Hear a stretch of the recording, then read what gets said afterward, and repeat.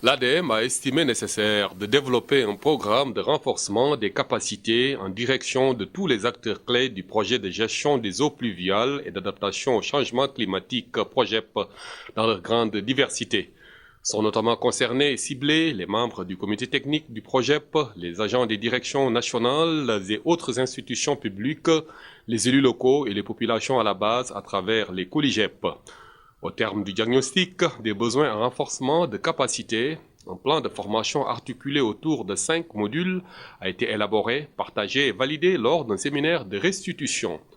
C'est ainsi que l'Agence de développement municipal, ADM, a organisé la 5e session de formation portant sur le module gestion urbaine, pilotage et gestion de projets de résilience des villes du 2 au 5 mai 2018 à Sali. Au terme de cette session, les participants ont exprimé leur satisfaction. C'est un projet extrêmement important, mais c'est un projet qui ne s'arrête pas à la construction d'infrastructures et d'équipements. C'est un projet qui vise également à renforcer les capacités de tous les acteurs territoriaux en matière de gestion des catastrophes, en matière de gestion urbaine, en matière de gestion vraiment de la résilience des villes. Nous connaissons aujourd'hui au Sénégal et dans le monde des changements climatiques extrêmement compliqués des fois, qui créent beaucoup de perturbations au niveau des villes. Et il était temps pour nous au Sénégal de pouvoir se prémunir, de pouvoir se former, se renforcer pour prévoir ces catastrophes, ces perturbations, pour gérer les effets perturbateurs de ces catastrophes. Mais depuis la réalisation des infrastructures et l'intervention vraiment du projet avec la mise en place de COLIGEP et l'implication de la population dans ces activités de lutte contre les inondations, sa commune a connu vraiment une autre allure qui lui permet vraiment de pouvoir maintenant vraiment s'orienter vers des activités de développement. Au niveau de sa commune, on a construit des équipements et des infrastructures. On a également réalisé des services urbains, mais surtout, on a, avec les autorités municipales, réformé la gouvernance urbaine avec l'implication de la population à travers les COLIGEP. Donc tout ce dispositif nous a permis de changer le visage de la commune et vraiment les populations actuellement se sentent en sécurité. Les inondations ne vont plus leur empêcher de dormir et ça c'est au crédit du projet qui est financé par l'État du Sénégal, la Banque mondiale et le Fonds nordique de développement. J'ai dit tantôt que nous sommes la commune qui a le plus bénéficié du projet, en tout cas dans la région de Dakar, je peux dire. Nous avions souffert avant le démarrage des travaux. C'est-à-dire que si je me rappelle, peut-être en 2014 ou l'hivernage de 2015, il m'arrivait personnellement de passer la nuit à la Belle Étoile, sinon de veiller ou bien de passer toute une nuit autour des points endémiques qui vraiment gênaient les populations locales. Mais depuis la réalisation des bassins et d'un important réseau de drainage dans la commune, les inondations ne sont plus qu'un vieux souvenir dans la commune de Yeumbeul Nord. Donc je crois que c'est l'occasion de remercier l'ADM, de remercier l'État du Sénégal et ses bailleurs qui ont tout fait pour quand même tirer les populations locales des affres des inondations. Cette 5e session de formation qui porte sur la gestion de projets de résilience dans les villes fait suite à 4 autres sessions de formation qui ont été tenues dans le cadre du projet. Et c'est une suite logique, parce que dans les premières sessions, on a eu à entretenir les participants d'abord de l'entretien, de la gestion des ouvrages de drainage qui ont été réalisés par le projet. On a ensuite abordé les questions un peu vraiment des outils de planification, de gestion urbaine ou autres.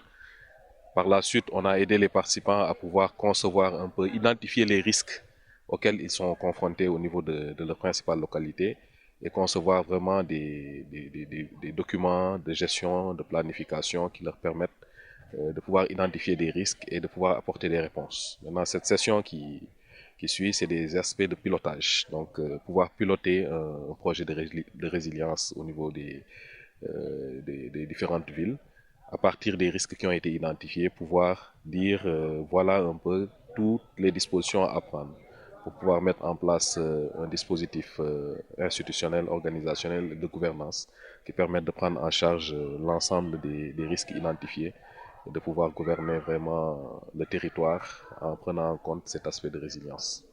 Les collégiens mènent des activités de sensibilisation, notamment des animations de causerie, des visites à domicile, des visites d'inspection aussi auprès des ouvrages pour s'enquérir des situations évolutivement des ouvrages et tout ce qui s'ensuit. Mais aussi les collégiens mènent des activités de renforcement de capacité. On est là aujourd'hui à Saly, nous en sommes à notre 5e session de formation du plan de formation que déroule l'ADEM.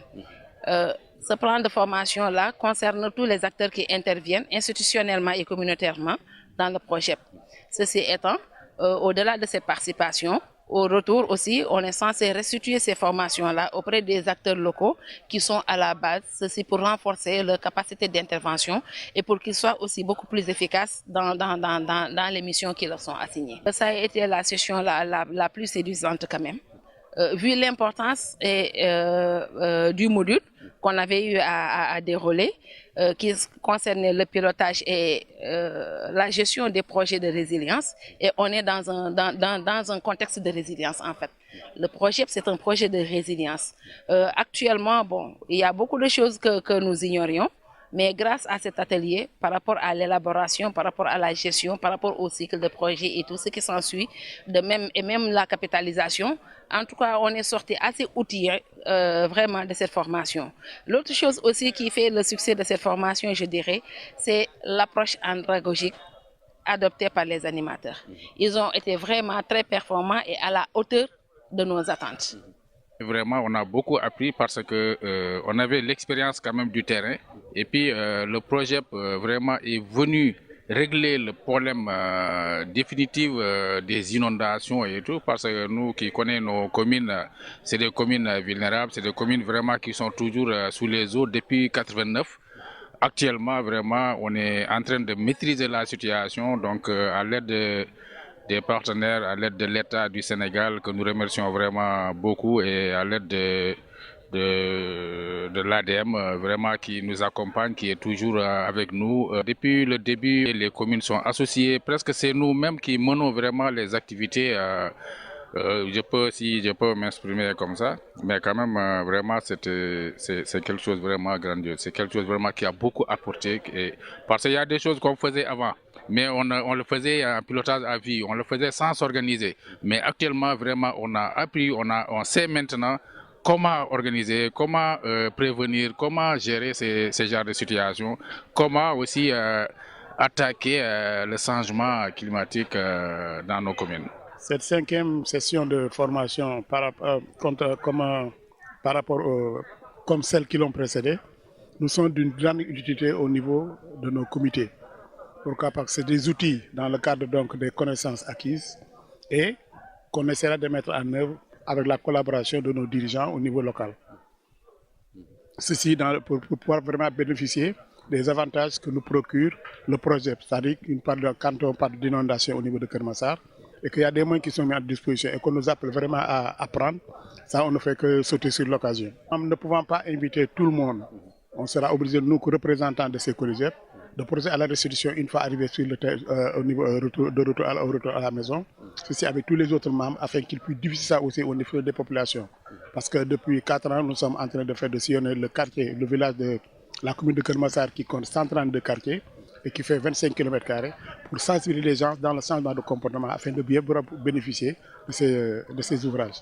Bon, je pense que l'intérêt est de taille, en sachant que ça va nous permettre de consolider déjà l'acquis, mais surtout aussi de nous former, de voir comment assurer le suivi et l'entretien de ces ouvrages de drainage-là.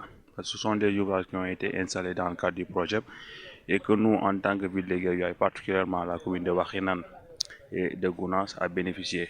Donc il est important qu'on nous forme pour assurer le suivi et l'entretien de ces ouvrages.